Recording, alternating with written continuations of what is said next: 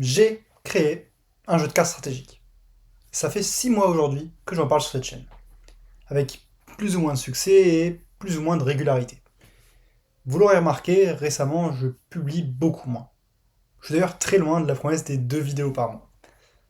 Il y a pas mal de raisons à ce manque de vidéos, notamment un manque de temps ou d'énergie à consacrer à ce projet, mais surtout je suis pas forcément très satisfait de ce que j'ai pu produire pour l'instant, et ce sur beaucoup de points. D'un côté, il y a la qualité visuelle et audio qui n'est pas forcément exceptionnelle, même si ça vient du matos que j'ai, donc c'est pas encore trop grave. Mais moi, surtout, ce qui me gêne le plus, c'est que les vidéos sont souvent faites à la dernière minute, et ça se ressent pas mal. Mais bon, on n'est pas là pour parler de ça aujourd'hui.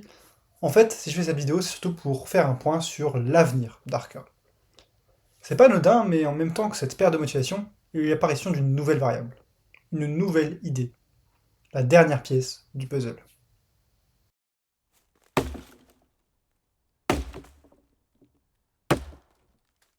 Quand j'ai repris la création d'Arca l'été dernier, c'était parce que j'avais eu une nouvelle idée, les patterns. Ensuite, il a fallu que je décide comment gagner Arca. De base, c'était tout simple, hein, c'était un système similaire à du Magic. T'attaques, s'il y a personne devant toi, tu fais des points de dégâts. Au final, j'ai choisi les points de récompense.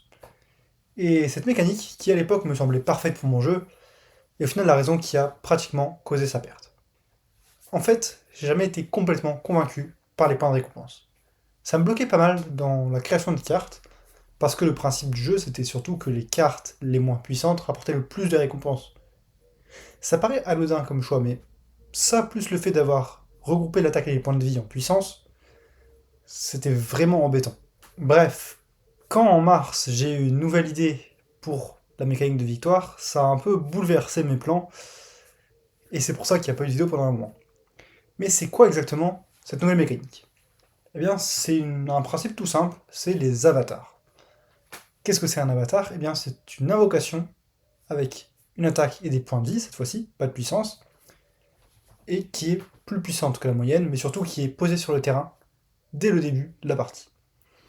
Ainsi, le but, ce n'est plus de gagner des points de récompense, mais de détruire l'avatar adverse. Le problème de faire ce changement, c'est que ça équivaut à un retour à zéro pour Arca. Moi, ça me pose pas spécialement de problème, parce que mon but, c'est reste de faire un jeu qui est complet et cohérent, et que pour moi, les avatars sont vraiment la prochaine étape pour Arca. Le problème étant que vous êtes venu ici avec la première version. Et qu'encore une fois, si je partage la création d'Arca sur YouTube, c'est parce que je veux pas créer ça tout seul. J'aurais pas d'intérêt à faire ça. Donc, je veux écouter votre avis sur ça. C'est pour ça que vous trouverez, dans l'onglet communauté, un sondage pour savoir si on garde la version avec les points de récompense, ou si on passe avec la version avec les avatars. Maintenant que tout est dit, parlons un petit peu de l'avenir de la chaîne YouTube.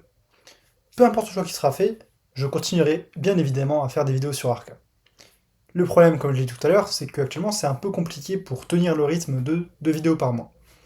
C'est pour ça que je voudrais préparer quelques vidéos en avance, et donc il va y avoir une grosse pause. Actuellement on est le 22 juin, et je pense qu'il n'y aura pas de vidéo sur Arca avant septembre, je dirais. Mais par contre, quand on reprendra vraiment à fond pour faire 2 vidéos par mois jusqu'à la fin de l'année. Par contre, si vous voulez quand même suivre Arca, vu qu'il n'y aura pas de vidéo, je vous invite très fortement à aller suivre mon Twitter. Ça va être beaucoup plus simple pour moi de mettre des news là-bas, parce que je peux juste prendre une photo ou des choses comme ça. Et donc ça sera des petites mises à jour, que ce soit du design de cartes, ce genre de choses. Enfin bref, c'était Ben et on se revoit du coup en septembre. J'espère que vous serez encore là. À bientôt.